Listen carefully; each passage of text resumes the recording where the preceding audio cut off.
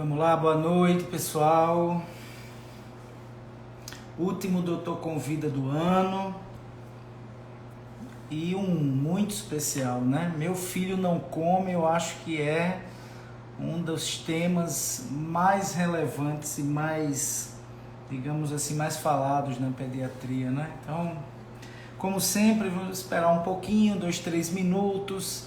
Se vocês sabem alguém que quisesse assistir esse Doutor Convida e precisa lembra da flechinha que encaminha essa live aí. Enquanto a gente não começa, eu vou passar aqui umas informações, né? Eu já vi que a Luciana Nunes, a nutricionista que vai estar conversando com a gente hoje, materno-infantil, conterrânea nordestina, lá de Recife, já está por aqui. Mas vou passar algumas informações, tá? Na quarta-feira agora, o pessoal do Pedflix vai ficar 2 horas comigo. Eu estou disponível 2 horas para perguntas e respostas sobre Covid-19, tudo que quiserem, entram lá. E a gente vai fazer diferente esse mês porque tivemos só 2 aulas ao vivo, se bem que pode também ter perguntas sobre protocolo da vitamina D e do ferro, tá? Então, lembrança aí para a turma que está lá no Pedflix, que essa semana ainda tem atividade e já começamos na primeira semana de janeiro com bastante coisa. Vai ter prevenção de alergia alimentar, meu filho sua muito e tem mau cheiro nas axilas, aleitamento materno, vai ter muita coisa. Então, janeiro já entramos aí. Agora, aqui o Doutor Convida, pode ser que na primeira semana de janeiro não dê para fazer, porque houve um problema de agenda com a participante, com a doutora que ia participar. E ela me avisou essa semana e não dava para eu ajeitar os outros não. Mas de qualquer forma, se não tiver a do dia 5, que a gente está mudando para terça, né? Lembrar o pessoal que vai ser na terça agora, não vai ser mais no domingo. No dia 12/1 vai ser o primeiro do ano com a doutora Renata Paiva, dermatologista pediátrica, sobre meu filho tem alergia na pele, dermatite atópica. Com alguém que eu desconheço alguém que estude mais dermatite atópica do que a minha amiga, colega de turma, Renata Paiva. Tem um ambulatório de dermatologia pediátrica aqui na Paraíba, tá? Então, lembrando ao pessoal que a gente vai mudar o dia para terça-feira. Então, terça sempre às 8 horas vai ser o Doutor Convida aqui no Pedflix, até o Instagram resolver liberar o doutor lá no Flávio Pediatra. E nas quartas sempre a turma lá dentro do Pedflix, a gente vai estar fazendo uma aula juntos, né? Vamos lá? Então, 3 minutinhos. A gente vai conversar hoje com a Luciana Nunes.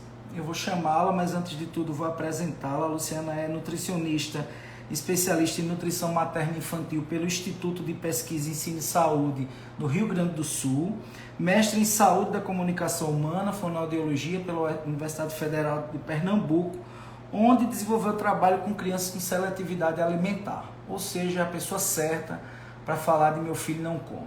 Então deixa eu achar ela aqui, para eu chamá-la e a gente começar. Espera aí. Cadê você, Luciana? Eu já vi que você deu um tchauzinho aí, mas eu preciso que você solicite aqui para participar. Vamos ver se eu acho ela por aqui. Dá aquela solicitadazinha. Deixa eu ver se eu acho. Ainda não. Às vezes demora um pouquinho. Pronto, vai, Luciana. Aperta lá naquele solicitar para participar, que eu não estou te achando aqui na listinha ainda.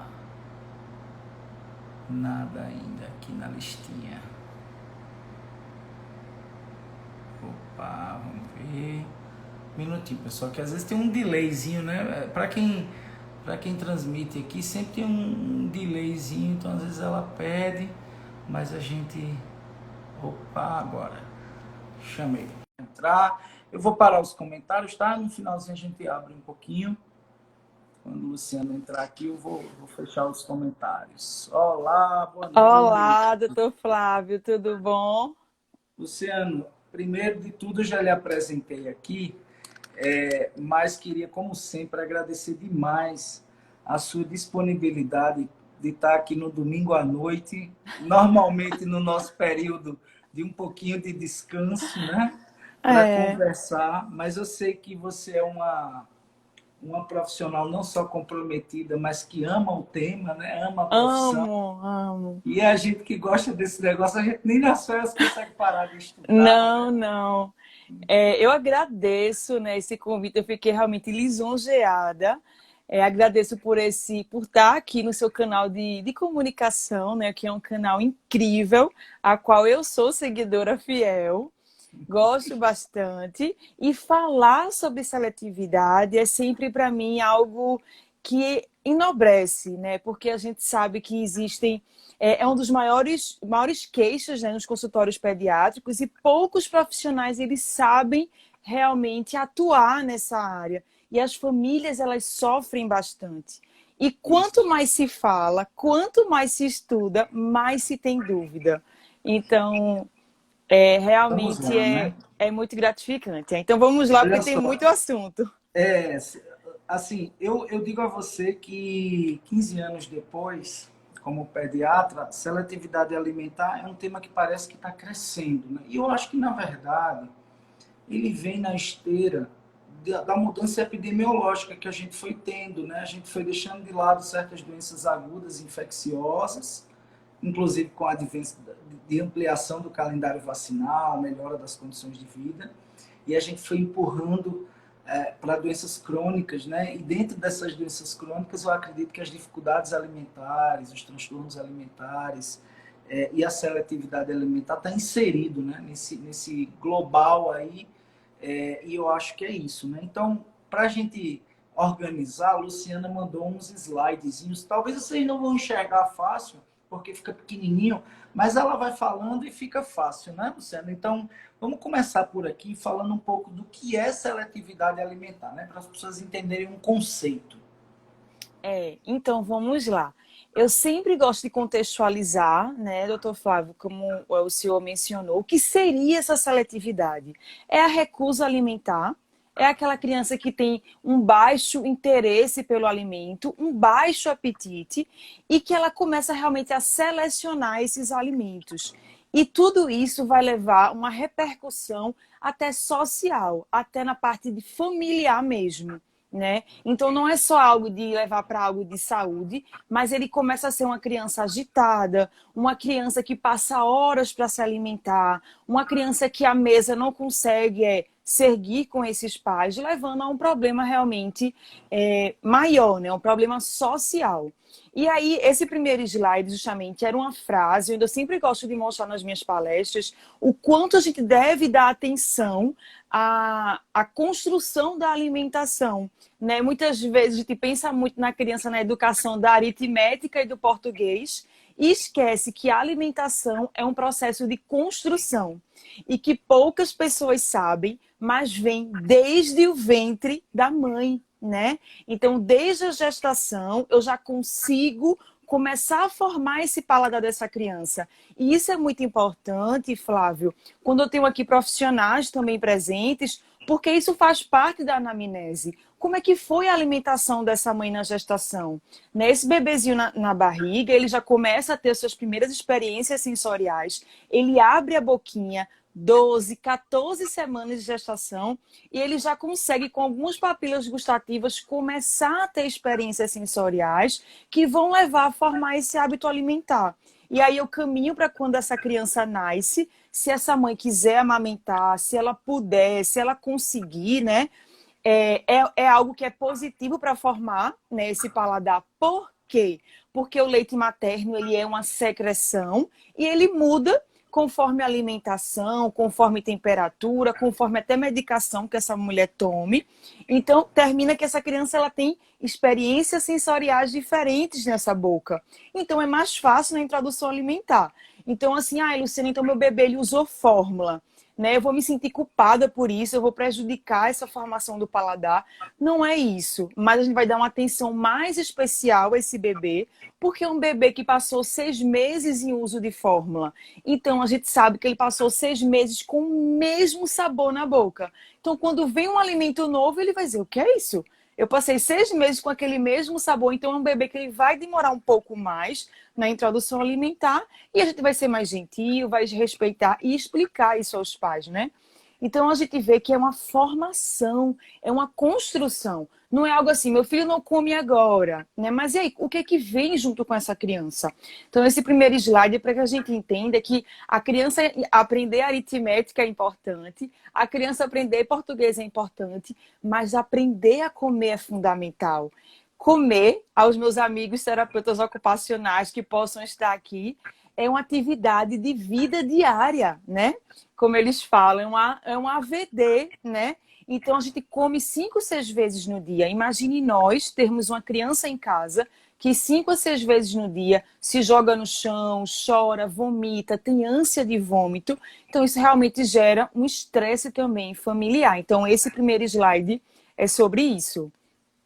Luciano, eu acho que só pontuando duas coisas que eu acho importante em tudo isso que você falou, é para as pessoas entenderem que esse momento de atuar nisso aí, essa anamnese, ou seja, essa avaliação, exatamente hoje, quanto mais a gente olha para trás, no sentido de antes de engravidar, do casal, da família, do ambiente, a gente vai entendendo que tem influência lá na frente naquele bebê. Então, eu digo assim, é muito comum chegar a criança naquela fase que a gente vai falar, né, dos 2 anos, e a família chega a isso, e quando você entra na história e puxa lá para trás, você começa a identificar não só o que é mais comum, que é aquela expectativa um pouco distorcida, e a não compreensão de um processo que começa lá atrás.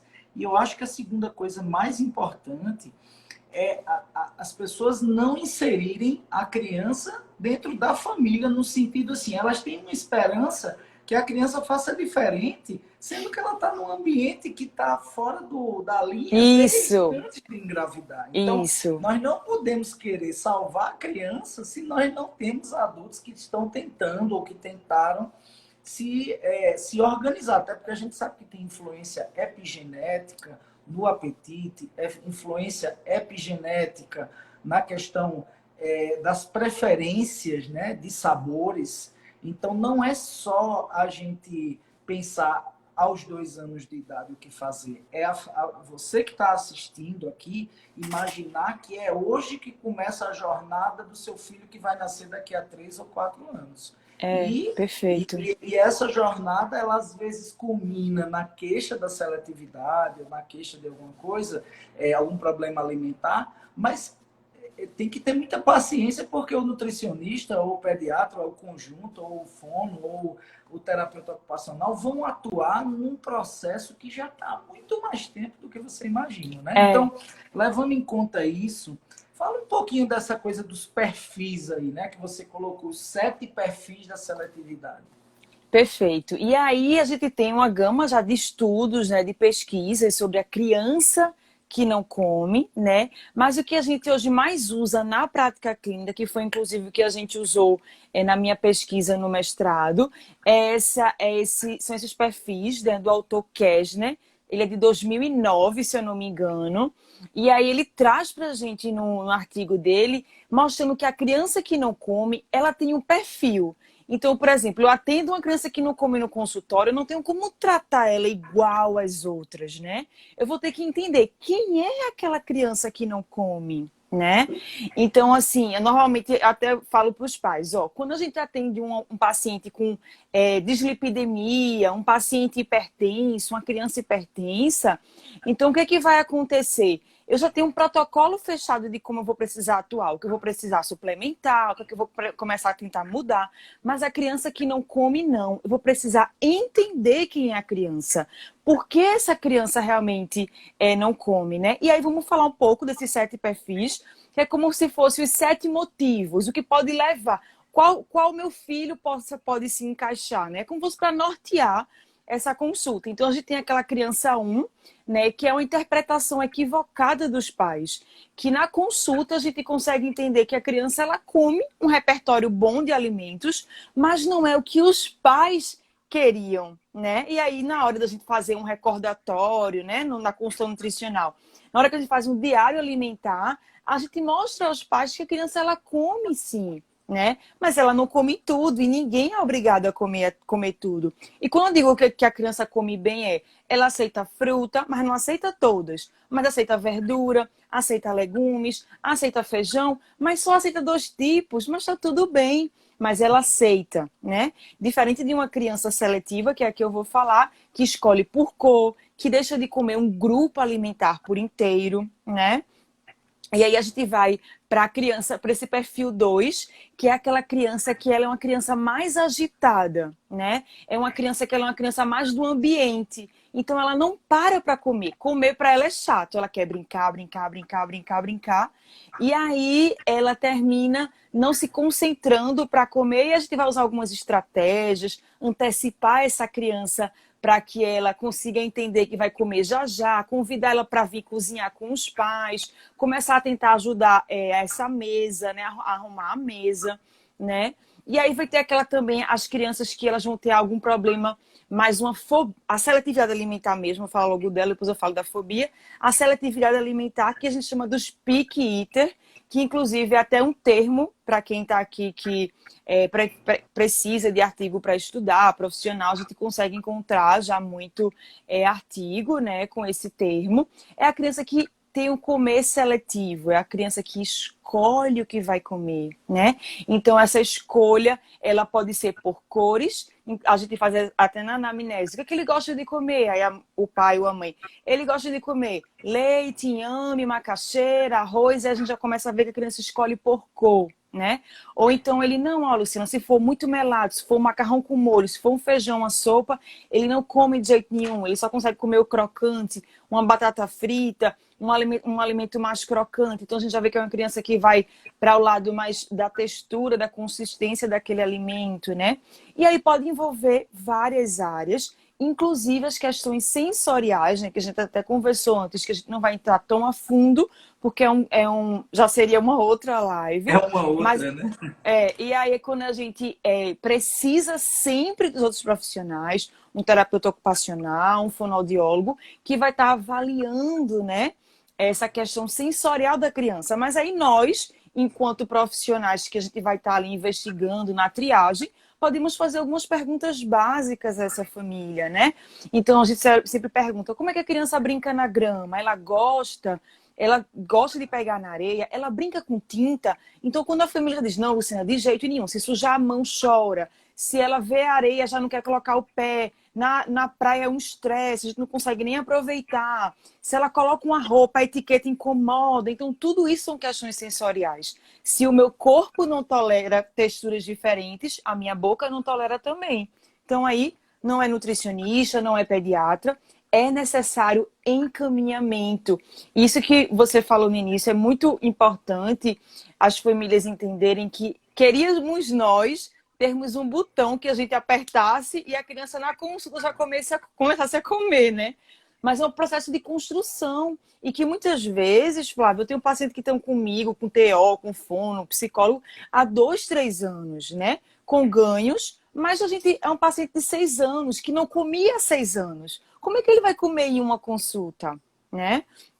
Aí a gente vai para outro perfil, que é a fobia alimentar. A criança que passou realmente por algum trauma. Crianças que foram entubadas, isso é bem interessante, já tem artigos sobre isso, né? Elas têm memória desse tubo, então elas terminam sem querer comer. Ou passou por algo traumático mesmo em casa, muito estresse nessa mesa, né? Então já apanhou para comer, então ela termina realmente gerando uma fobia alimentar, né? Crianças que passaram a outro perfil, crianças que tiveram problemas orgânicos, né? Ou fisiológicos ou doenças, então uma alergia alimentar, que é quando bebês, né? Então que tinham muito refluxo, então elas tinham memória que se comiam alguma coisa, causavam uma cólica, então elas começam a ter realmente receio de se alimentar, né? Então a gente vê que são várias crianças, mas a gente, até como profissionais ou como pais, a gente já começa a entender, poxa, meu filho deixou de comer no dia que aquela babá que ele tanto amava foi embora, né? Então é uma maneira da criança mostrar que ela não tá bem, né? Por exemplo, nós adultos, por exemplo, eu, quando eu tô muito ansiosa, agora mesmo, eu disse, eita, já é a live, eu não jantei. Meu Deus, é a live, eu só vou jantar depois da live. Então, nós repercutimos na alimentação, né? Então, tem gente que termina, não, eita, já é a live, vou comer bem muito que eu tô nervosa, né? Tem gente que deixa de comer. E com a criança também é assim. Então, a gente precisa realmente, aí vem essa parte dos aspectos realmente psicológicos da questão, né? Como é que é em relação a comportamento, como é em relação a tudo. Então, veja que são perfis completamente diferentes, que a criança pode se encaixar em um ou dois, mas que é muito importante a gente saber que isso vai nortear muito a gente. E o último perfil é a criança que tem aquele choro que não para, que geralmente são os menorzinhos, os lactentes, né? Que tem muita cólica, que tem alguns sintomas de repetição e aí termina atrapalhando a alimentação. Mas é muito importante nós sermos sensíveis a isso, que não é um motivo só, mas é um conjunto. E eu preciso entender o que aconteceu, né? Agora, o que você perguntar a mim, Luciano, o que é que você mais vê na prática clínica, que acho que é o próximo, o tópico que você vai falar é a criança com 1 ano, né? Quando ela chega com 1 ano, e aí ela deixou de comer, aí os pais começam a fazer muitas coisas. Não é, eu tô dizendo que não é errado, mas eu sei que é no intuito de amar, no intuito de proteger, mas termina levando a uma dificuldade alimentar, mas a gente vai falar no próximo slide. Isso. Agora, nesse ponto aí, entrando já nesse tópico, eu sempre vejo Perfeito. assim, você falou do girar o botão, e eu sempre digo isso para as pessoas.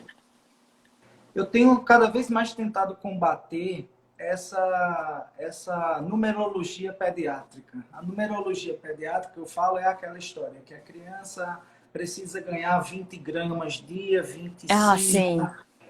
A criança tem que obrigatoriamente duplicar o peso aos 4 meses, mas às vezes a gente olha para a mãe é dessa finurinha, a criança nasceu pequenininha, e aí tá naquela expectativa, né? Olha, ele nasceu com 2,700, era para estar com 4 meses com 5,400, ele está com 5,350, tem alguma coisa errada aí, e tá mamando exclusivamente de boa, tranquilamente. Então, essa numerologia, ela entra muito em duas coisas da introdução alimentar, que é o que a gente vai Perfeito. entrar. Que é, primeiro, achar que uma criança tem obrigação de virar uma chave no dia que faz o 6º mêsversário e olhar para o prato e dizer, agora é meu.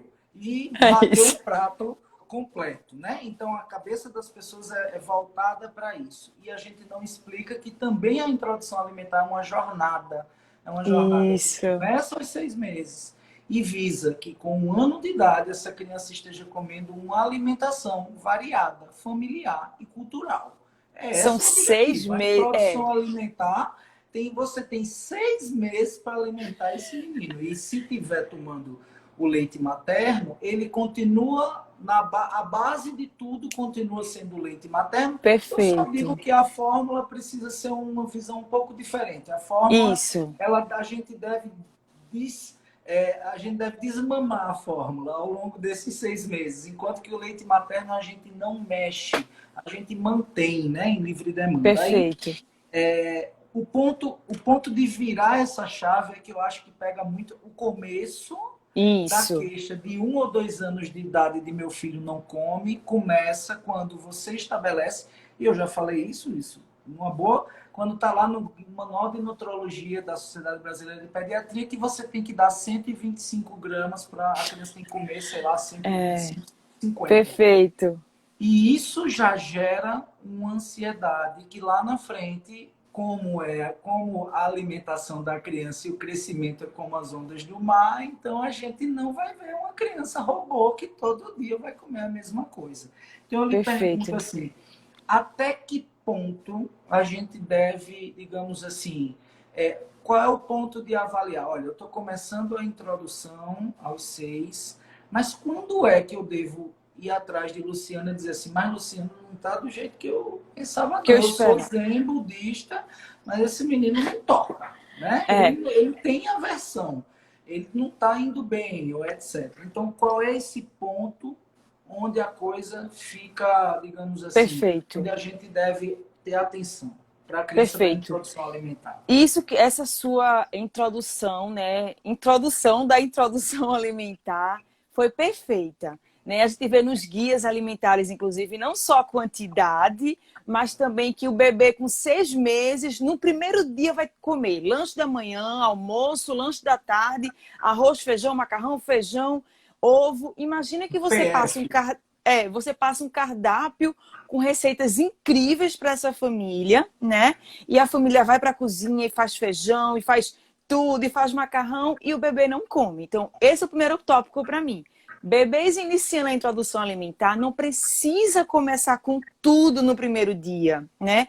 Porque se os pais estão ansiosos, essa ansiedade é levada ao bebê, né?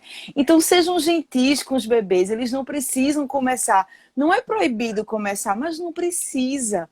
Vão de forma leve, começa lá com legumes, uma frutinha, vai vendo quem é teu bebê, come na frente dele, gasta muito mais energia lá, ó, mastigando na frente dele, ensinando, se comunicando, do que preparando um PF, né, que realmente não vai precisar. Mas aí o que que eu digo? Nesse primeiro mês, gastem energia com comer na frente do bebê, ser modelo. Eu sempre falo nas minhas consultas, como é que vocês ensinam os bebês a mandarem beijo, né? Ou dar tchau. Todo mundo faz bem muitos gestos, né? Tchau, manda beijo e se comunica. Como é? Por exemplo, minha filha, vamos, Maju, como é que dá beijo? A gente gesticula bem muito porque a gente sabe que a criança ela vai aprender com a gente. E comer também é assim. A gente faz o quê? Coloca a criança na cadeira, coloca o PF e aí come. O bebê não sabe nem o que está acontecendo, né? Sempre estava ali no colinho da mãe, ou na mamadeira, ou no peitinho, e de repente o PF na frente dele. Então, gastem energia nesse primeiro mês com comer na frente, sejam modelos, comam com o bebê, se comuniquem, Comer junto, mostrem. né? Comer junto, coloca ali do Comer lado, fica no junto, colo. o ser modelo. Eu aprendi com uma fonoaudióloga aqui de Recife, Driele, que ela sempre fala assim, façam os sons com a boca, nhame, nhame, nhame. Isso atrai muito o bebê, para ele ver como é que o pai está levando aquela comida à boca, né? E o que eu digo? Esse primeiro mês é um mês de avaliação. Quem foi esse bebê? Ele se mostrou curioso? O cocô mudou? Você já começou a ver alguns pedacinhos de comida naquele cocô, né? Como é que tá tudo? Então, não, Luciana, foram 30 dias que ele não comeu nada, o cocô continua da mesma maneira. Fui no pediatra, teve até uma perda de peso, né? Então, não evoluiu, aí a gente precisa fazer uma avaliação. Luciana, avaliação de quê? Meu bebê tem algo grave? Não. Avaliação do cenário alimentar, como é que você está oferecendo? Será que é uma colher que está perseguindo o bebê, né? Que a gente fala colher perseguidora, e o bebê não está se sentindo bem? Será que é uma colher, aquela colher para-brisa, que limpa, limpa, limpa, e o bebê fica tentando sair daquilo e não está entendendo? Mudar esse cenário e sim, né, se precisar, ir para uma fonoaudióloga, avaliar a questão de sensibilidade oral, que é comum, tá? Imagina que um bebê ele só recebia o peitinho da mãe ou a mamadeira e de repente vem texturas diferentes. Tem bebê que realmente tem uma hipersensibilidade oral e aí ele começa a ter a ânsia de vômito. Não é comum, tá, gente? Ter muita ânsia de vômito, ficar até vomitar com esse alimento na boca. Então vai ser necessário alguns estímulos e aí realmente quem é o profissional mais indicado é o fonoaudiólogo, mas claro, nós enquanto outros profissionais, um encaminhamento, eu sempre digo, um encaminhamento bem feito, ele é uma consulta. Então nós precisamos saber realmente como proceder, né? Então, concluindo a sua pergunta, 30 dias eu vou avaliar como é que está esse cenário. A família, por exemplo, eu atendo muita gente assim, Luciana, eu comecei, mas é porque eu trabalho tanto. Aí eu dei uma semana, só dei um lanche, sabe assim? Eu dei na quarta-feira. Aí na outra semana eu fui dar o almoço, assim, um dia. Aí não, aí realmente a criança ela não vai entrar no ritmo, né? Ela precisa realmente ser respeitada, mas ter o lanchinho da manhã, o lanchinho da tarde. Deu certo, começa o almoço, só uns legumezinhos refogados, mas precisa ter a constância, né? Para ela ter o aprendizado, né? Tem um ponto, eu não sei se você também acontece pegar muito essa questão, é o seguinte, esse ponto que eu falei, da fórmula. Então, Sim. duas coisas. As famílias, primeiro, elas seguem muito o que está escrito na lata e eu falo que fazer o quantitativo que está na lata é pedir para a criança comer mais em termos quantitativos da fórmula, na média, do que deveria. Esse é o primeiro ponto. Segundo, se ela chega lá aos 6 meses tomando os 240, ou sei lá quanto que está se dizendo lá, 8 vezes ao dia ou 6 vezes ao dia, Não tem que... ela provavelmente ela vai estar super saciada com aquilo ali. Super. E se na hora que você apresentar o alimento, na primeira recusa, você colocar a fórmula na frente dele, aí você está acabando com tudo. Nós não, claro que não é para deixar a criança com fome, mas eu De pergunto jeito às vezes nenhum. assim, chegou meio-dia, tá lá o pratinho, aí eu pergunto também, mas não quis nada, né? Pois é, e aí, como foi antes? Ela disse, não, de 4h30 da manhã ele fez um chorinho, eu dei uma de 240, de 9 horas da manhã já é costume ele tomar, então foi um pouquinho de fruta, mas eu dei outra de 240, e quando ele não quis, assim, que ele já começou a recusar, eu me aperrei, já dei outra. Eu digo, tá bom, você já isso. tá aí, conta aí, você já tá aí com 720 ml de fórmula, o que ele deveria comer num dia, se brincar, você deu até meio-dia. Então, é impossível. Você está fazendo, não é introdução alimentar, é introdução de um confinamento, como se a gente colocasse uma pessoa confinada para comer e ela não vai querer aceitar. Então, eu acho que esse é um ponto importante. Mas, voltando para a história da seletividade, eu queria saber o seguinte: tudo bem, você já falou como a gente avaliaria, né, esse ponto de avaliação da criança na introdução. Eu queria que você colocasse um pouco essa jornada quando, tudo bem, aí aos trancos e barrancos a introdução aconteceu, mas a mãe vai notando que ao longo do tempo, chegando perto de 1 ano de idade, o apetite vai reduzindo. E aí, como lidar com esse momento, né? Porque eu falo que até 1 ano é um jogo, de 1 a 2 é outro jogo, e depois de 2 anos de idade é o jogo da sobrevivência do juiz da mãe, porque o negócio fica ruim. Mas vamos falar do primeiro tempo aí. Perfeito. Essa questão do primeiro ano de vida, primeiro ponto que deve se ter é informação. É muito comum tudo, a seletividade é normal da idade, a partir de 1 ou 2 anos de vida, mas se você não souber conduzir, você vai levar a uma dificuldade alimentar, né? Então vamos lá, Luciana, por que meu bebê comia tudo até 1 ano e 1 ano virou uma chave? A nutrição, a alimentação, ela é muito ligada ao desenvolvimento infantil e a comportamento alimentar, né? Então, a partir de 1 ano, o bebê ele não vai mais precisar ganhar tanto peso, né? Eu sempre faço isso no consultório. Gente, ó, quanto de peso o teu bebê nasceu? Aí os pais dizem 3 quilos, aí. E chegou com quanto em 1 ano? Com 9, 10 quilos. Então, ele triplicou o peso em 1 ano, né? Ou até quadruplicou, enfim. E aí eu digo, ó, de 2 a 3 anos, ele vai chegar com 2 anos com 13, no máximo, se ele tiver 9 quilos. Então, aí todo mundo fica olhando para mim meio assim, sim, Luciana, mas... Então, o que isso significa? Que a demanda nutricional, ela cai, né? A demanda nutricional cai, eu não preciso mais comer tanto.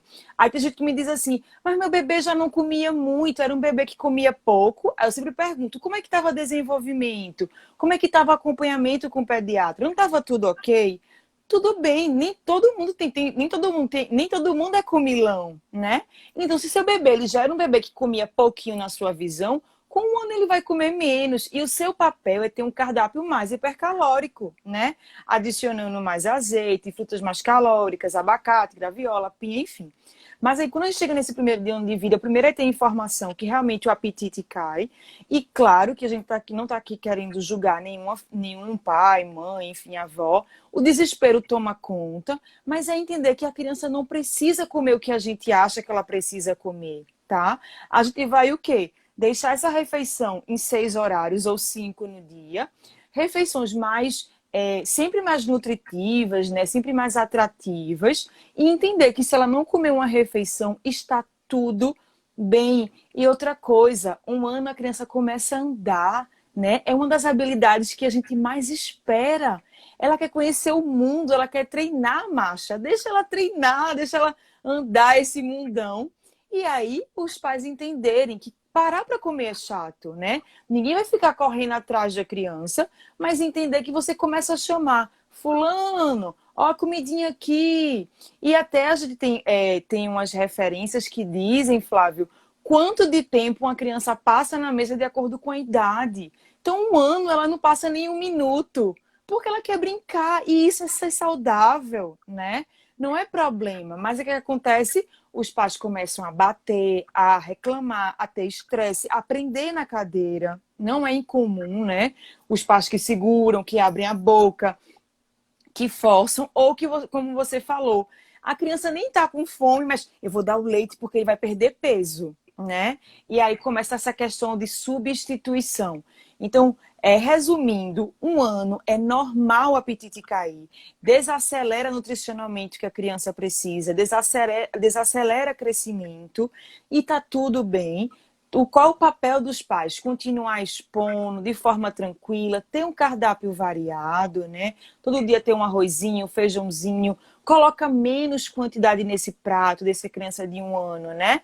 Porque quando a gente não tem tanto apetite, quando a gente vê aquele prato cheio de comida, a gente fica com menos apetite ainda. Então, diminui a porção, coloca lá um arrozinho, mas com azeitezinho, coloca lá uma carninha, empana ela no forno, enfim. Faz outras estratégias para essa criança, entendendo o que é normal. Tá, Luciana, e o que não é normal? Luciana, faz 30 dias que meu filho não almoça nada. Ele senta, grita, se joga. E aí eu já comecei a perceber que a imunidade dele começou a cair. Ele não ficava muitas vezes com muitas viroses. Então eu comecei a... Então aí é importante ter uma avaliação, mudar esse cardápio, mudar estratégias, né? Sensibilizar os pais sobre esse cenário alimentar, de não forçar, enfim. Mas 1 ano é onde tudo acontece, é onde as famílias começam a errar, tá? Mas eu sei que é errar para tentar acertar, e aí pode levar a um problema mais grave, de forçar, e a criança começa a ter a fobia, né? De não querer comer, porque foi forçada, porque foi aberta a boca, porque foi enganada. Ah, eu vou pegar, então ela comia feijão, não come mais, mas eu vou fazer uma montanha de arroz em cima de feijão. A gente tem que lembrar que a criança ela tem muita questão de cuidador, mãe, pai, avó, versus confiança, versus alimentação. Se eu quebro essa confiança, pense em vocês. Alguém diz, ó, fulano, esse aqui é o prato que tu mais gosta. Aí quando tu coloca na boca, só tá lá aquela massa por cima de lasanha e por dentro tá uma coisa, um alimento que você não gosta. Você quebra a confiança daquela criança, né? E entender, gente, que vai passar. Já já ele vai enjoar de estar aí treinando essa marcha. Já já ele começa a ter outras atividades no dia a dia, vai ter um gasto calórico maior, o apetite começa a voltar. Mas se meu filho dorme bem, né? Claro, dentro do padrão de uma criança, ele brinca, é uma criança saudável, que não tá aquela agitação, choro, então tá tudo bem, ele vai diminuir esse apetite e tá tudo bem, tá? Deixa eu E falar aí, só uma pode coisa falar. do lado do pediatra aqui. O que eu vejo também, que é muito comum, é as pessoas não entenderem que esse crescimento ele não é obrigatoriamente linear, né? Ele é Perfeito. ascendente o tempo todo. E aí o que é que acontece? Até os 6 meses a criança vai todo mês no pediatra, isso é o que está preconizado. Mas não só na rede privada como na rede pública, não existe a demanda de 6 a 12 meses que a criança vá todos os meses fazer uma consulta. Então, o que é que acontece, na minha visão?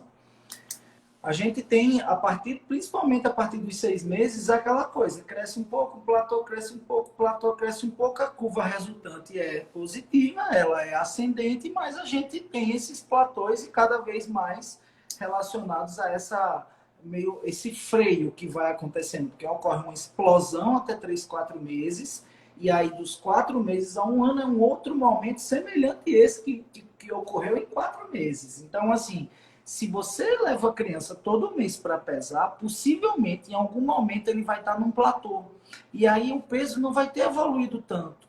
E se a criança está bem, não tem que É ficar esse isso. desespero, essa É o coisa que a criança conjunto. não andou no gráfico. Calma, eu sempre digo assim, inclusive nos próprios livros, a gente só se preocupa quando você passa 60 dias sem ter nenhum ganho de peso, para você começar a olhar alguma coisa que possa estar interferindo. Então, acho que esse é um ponto do pediatra, assim, eu não quero você no meu pé todo mês. O povo fica às vezes olhando estranho para mim, que eu falo isso lá no consultório. Doutor, preciso vir todo mês aqui? Eu digo, não, você não precisa vir todo mês aqui, não tem necessidade disso. Se a criança estiver saudável, após os 6 meses, a gente pode espaçar isso e a mesma coisa, se vai acompanhando junto com o pediatra, nutricionista, pesar todo mês é pedir para encontrar o platô. Aí quando encontra um platôzinho, aí fica aquela zoada, aquele aperreio no juízo da mãe e da família. Ah, é fulaninho, tava com 9 meses e já tava com 9 quilos. Ele nasceu com 2.800, o menino já atingiu o Vê. triplo do peso. Pois Mas é. ele esse mês tá com 2.820, ó, só ganhou 20 gramas. Aí, como você Mas diz, o menino aprendeu a ficar em pé, tá isso, virado no traque, fazendo atividade o tempo todo, não quer olhar para a comida aquele mês. Então, eu acho que essa compreensão, eu sempre falo isso, as pessoas têm que ter compreensão do crescimento, né?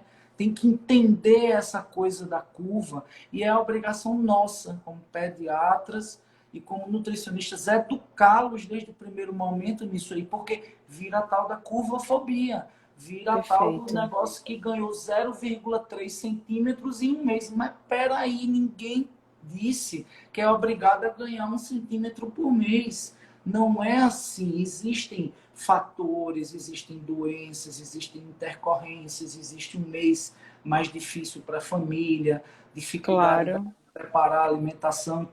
Eu acho que é muito importante a família ter esse acolhimento no sentido de ensinar mesmo, Zé. É assim, não fique doida com essa curva, com a numerologia. Pronto, a numerologia É que eu isso. tento combater um pouquinho. Agora, eu acho que um problema bem grande, sabe, é aquela história de acima dos 2 e Perfeito. principalmente a bendita, entre aspas, neofobia, né? Porque eu acho que é o ponto mais difícil na criança que já está comendo pouco, a mãe tenta oferecer uma coisa nova e o menino joga, não quer nem ver, grita, Perfeito. chora.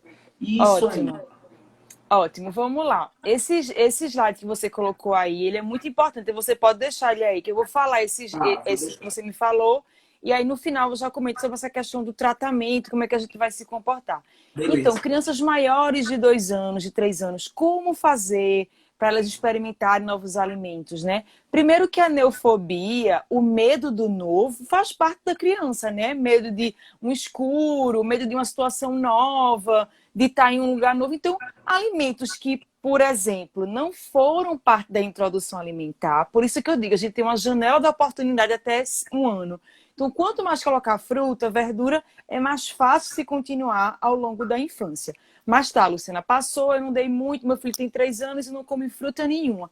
Como é que eu vou fazer ele experimentar? Primeiro, eu sempre peço para os pais refletirem. Como é na casa de vocês? Vocês comem fruta, verdura, vão à feira? Como é? Não adianta querer olhar no Instagram que o filho de fulano come tudo, né? Porque agora né? É uma vitrine e querer que meu filho coma brócolis, sendo que eu nem compro brócolis para minha casa, né? Então, claro que a criança não vai comer. Eu sempre falo, primeira coisa é como é na casa de vocês, como é a alimentação da família. Outro ponto importante, descartar todos aqueles perfis. É algo sensorial, é algo assim, é algo comportamental? Não, Luciana, foi algo realmente da construção, né, desse comportamento. Eu comecei a dar muito açúcar, muito ultraprocessados, muito biscoito, muito requeijão, né? A alimentação da gente realmente gira mais em torno disso. E aí eu vou ter que, Flávio, junto com essa família, avaliar qual é o nível de resistência dessa criança a esses alimentos novos. Então, por exemplo, é uma criança que se eu colocar uma unidade, um grãozinho de milho no prato, ele vai empurrar o prato, ele vai se jogar, ele vai chorar, ou ele tolera a presença física do alimento ali? Não, Luciana, se eu colocar um grãozinho de milho, ele tolera. Então, tudo bem, a gente vai começar a colocar todo dia no prato dele um grãozinho de milho, porque eu sempre digo às famílias que é começar do tamanho de uma formiguinha até chegar no dinossauro. Não é para colocar uma colher de sopa de milho ou de alguma verdura. Começa com bem pouquinho, porque é mais fácil da gente se arriscar a um alimento novo. Até nós adultos, né? A gente vai experimentar, a gente pega a pontinha da colher e vai experimentar. Ninguém pega uma colher de sopa e vai experimentar, né? E aí, assim, a família diz, não, Luciano, se colocar um milho, ele joga, estoura, grita. Aí o que é que eu digo? Então vamos avaliar. Será que é algo sensorial? Será que foi algo traumático? Será que é algo comportamental? Não, não é nada disso. Então vamos fazer algumas técnicas em casa. Aí é onde entra esse quadro de equipe interdisciplinar. Tem ali, ó, família faz parte do tratamento da criança que não come. Então vai precisar fazer as tarefinhas de casa. E eu vou dizer, 90% que vai para mim não faz. Luciana, tá me julgando? Não, eu sei que a gente corre bastante, mas, gente, eu não tenho como passar um cardápio e essa criança que não consegue tolerar o alimento, ela precisa tocar no alimento in natura, ela precisa brincar. O que é que eu faço, Flávio? Eu levo esses alimentos para o momento do brincar. Claro que é uma quantidade mínima, tipo, eu pego uma espiga de milho, ó, pega para a criança decalcar no papel, para ela começar a tolerar aquela pressa daquele alimento. Então, é um processo de construção. Se ela consegue tocar na brincadeira, já já eu vou conseguir colocar no prato. Mas se ela não consegue nem olhar para aquele alimento, como é que eu vou fazer ela levar a boca? Então, através dessa parte de brincar, de exposição repetida, de deixar ela realmente cheirar o alimento, fazer alguns. Eu passo muita atividade de educação nutricional. Vamos fazer adivinhação, ela tocando, de olhos vendados. Então, eu passo 2 vezes na semana para os pais fazerem atividades, mas eu vou dizer, infelizmente, não é realizado, porque eu sei que todo mundo está muito sem tempo, eu sei que realmente é muito corrido, né? Mas eu tenho que sensibilizar os pais que se eu não tolero na alimentação, eu preciso levar para o meu brincar, né? E aí é quando a gente pode falar também dessa questão dessa equipe interdisciplinar. Veja como todo mundo pode participar nisso. Então, o médico, fonoaudiólogo. Quando eu falo médico, não é só pediatra. Às vezes a gente precisa do gastro, né? Do alergo, porque pode estar realmente movido a alguma coisa de dor abdominal, enfim. Então, fonoaudiólogo, nutricionista, terapeuta ocupacional, psicólogo, escola, né? A escola precisa entender quem é a criança. Imagina que ela está indo para uma escola integral, né? Quando, enfim, é uma criança que vai para a escola integral e aí toda a refeição a criança, essa não come, não, tira a fulaninha daqui porque ela não come. Então a criança ela começa a assimilar aquilo, porque no ambiente que ela vive todo mundo já sabe que ela não come, né? Família faz parte do tratamento de forma efetiva. Não adianta a gente passar todo. É igual eu sempre digo, gente, o pediatra não passa remédio. Eu passo atividade de educação nutricional. Isso faz parte do tratamento. Ai, Luciana, mas eu não tenho tempo. Eu digo, imagina se vocês têm um filho doente, o pediatra passa a medicação, vocês não têm tempo de dar. Como é que a criança vai melhorar? Aí eles ficam olhando para mim, mas é isso, entendeu? Eu sempre tento levar para algo mais palpável. Porque se meu filho não tolera o milho no prato, eu preciso começar a entender por que ele não tolera. E não é colocando no prato que ele vai comer. Eu vou pelo brincar. Então, eu levo para brincar, pega uma colherzinha lá, uma panelinha, deixa ele mexer, deixa ele cheirar, deixa ele tocar. Tolerou? Vamos tentar agora levar para esse prato um grãozinho, enfim. Aí a gente vai caminhando com Agora, essa família. deixa eu te perguntar uma questão específica, né? Perfeito. O verde, né? Os folhosos verdes. Eu acho que é a queixa número 1 que eu tenho, né? Perfeito. O menino acha uma folhinha de coentro lá no fundo, na carne que botou no cantinho. Parece que ele tem um radar para o verde, né? Dos casos que você fez suas técnicas aí, que eu sei que são espetaculares, pessoal que segue lá no @ Luciana Nunes Nutri, já sabe que ela tem uma mágicazinha disso aí. Mas e o verdinho? Como é o moído do verdinho aí? É o seguinte, primeiro que eu vejo muito, Flávia, que a gente não coloca na introdução alimentar muitos folhosos. Os pais vão muito pro Isso, macio. perfeito. Então, eu sempre digo, folha, espinafre, acelga, comecem com os que a gente já consegue estar refogando. É isso, é na janela da oportunidade não ter esse verde, não ter o prato Nordestino tem que muito botar o coentro, o minha gente. Tem que botar coentro, e um não é o coentro coentro picado, assim. não. Não é o coentro todo picado, não. Deixa ele ver a folhinha lá. Quando for colocar a cebolinha, não precisa picar no processador, ficar quase imperceptível, não. Quanto mais. Então, assim, geralmente eu digo, ó, até 1 ano já começa a colocar folha. Couve-folha, espinafre, acelga. É um bebê que já tá bem, eu já começo até com alface perto de 1 ano, o alface cru mesmo, né? Ela crua já em isca, a gente já começa a colocar. Mas na história do verde é muito isso mesmo, de como foi essa introdução alimentar, de como é a percepção dos pais. Será que eles mesmos já não camuflavam essa questão do verde, né? Então é sempre tornar esse prato bem colorido, colorido, colorido. Gente, não tenho tempo, Luciana, pandemia, home office, loucura. Compra lá, ó, aqueles legumes congelados. Se vocês forem atrás, a gente tem no supermercado congelado, é só Comprar legumes congelados. ervilhazinha lá, compra que Pois é então, eu simples, sei que a gente. prático. Então, tenta congelar essa comida, tenta tornar mais fácil o dia a dia, mas a gente tem que inserir esse verde de uma forma mais precoce, desde o introdução alimentar, vai ajudar a gente, como também, Flávio, texturas diferentes. Minha família toma sopa, começa com sopa na introdução alimentar, né? Claro, eu sou defensor da Então, sopa no isso eu jantar. Isso é também. Então, uma pura. canja, sopa de feijão, porque o pessoal hoje quer muito, enfim, né? A questão do BLW, comida em pedaços, mas precisa mudar a textura, né? A gente tem artigo científico que diz que criança prefere mais comida mais crocante. Se eu começo na introdução alimentar a empanar muito na aveia, essa criança ela não vai se sujar. O se sujar é muito importante para o desenvolvimento tátil, né? Então, tomar sopinha, se sujar, comer uma canja, uma sopa pedaçuda, com pedaços mesmo, é importante desde esse início da introdução alimentar. Alimentos Isso. mais viscosos, macarrão mais molhado. Então, quanto mais eu estimulo isso, menor vai ser E a lembrar, probabilidade de começar a escolher. e lembrar essa história. É o tabu alimentar do início da introdução que resulta na neofobia lá É. da frente. É não temperar a comida, colocar temperos. Tudo, tempero É colocar natural. sal, mas tempero tem à vontade. É colocar alho, é colocar cebola, é refogar com um pouquinho de azeite. É para fazer uma comida gostosa. Isso. E fazer uma comida. Ah, mas não pode comer camarão. Quem disse que não pode comer camarão? Se na tua casa come camarão, dê camarão. Agora, se você nunca come camarão na sua casa, talvez não seja necessário.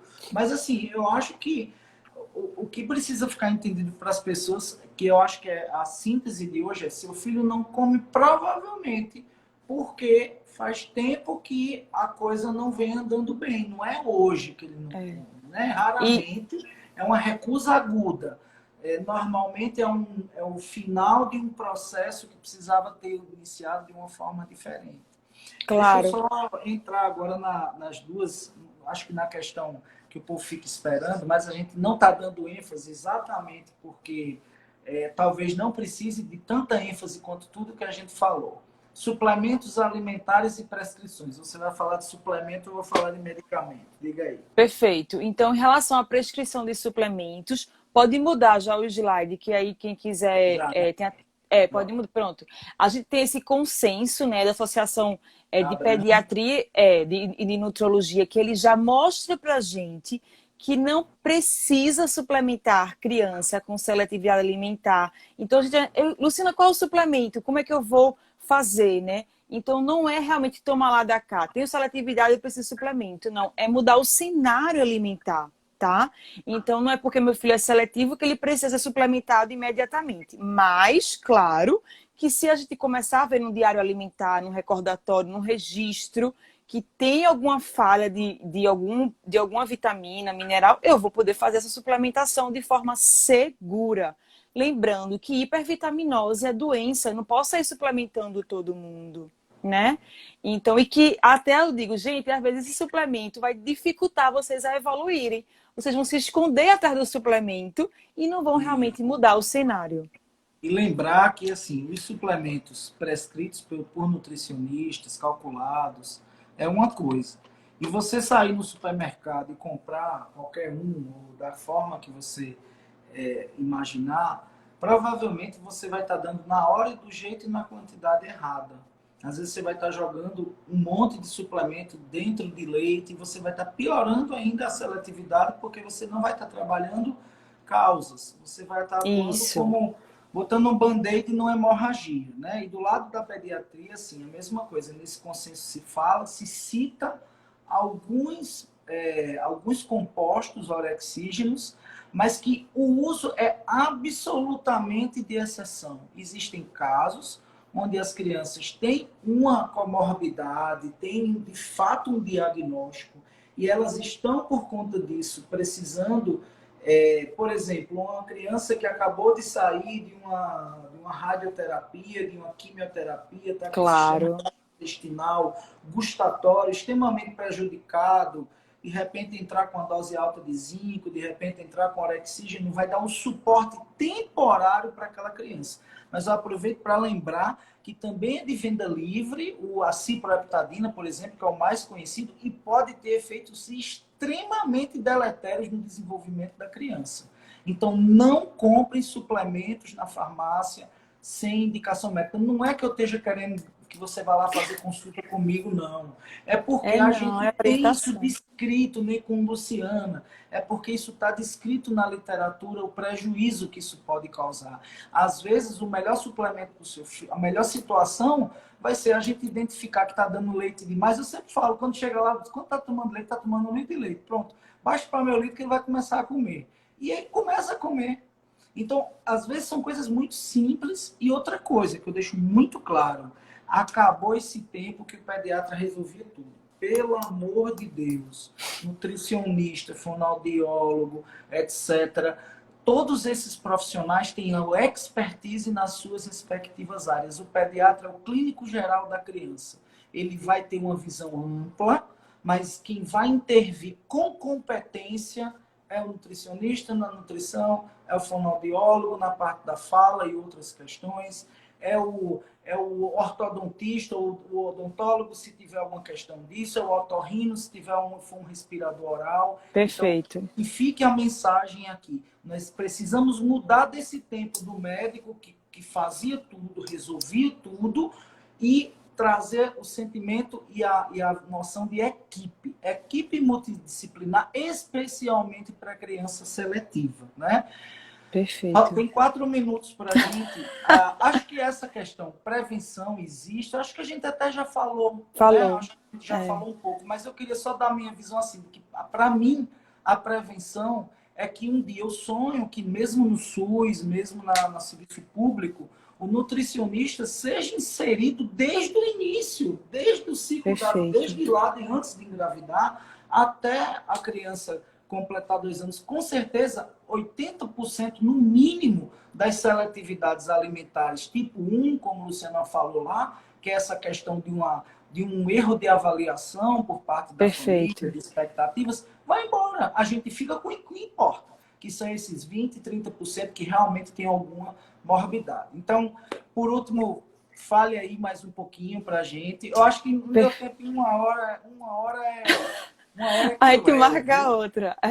Mas ô Flávio, eu queria também deixar uma mensagem em relação à nutrição, né?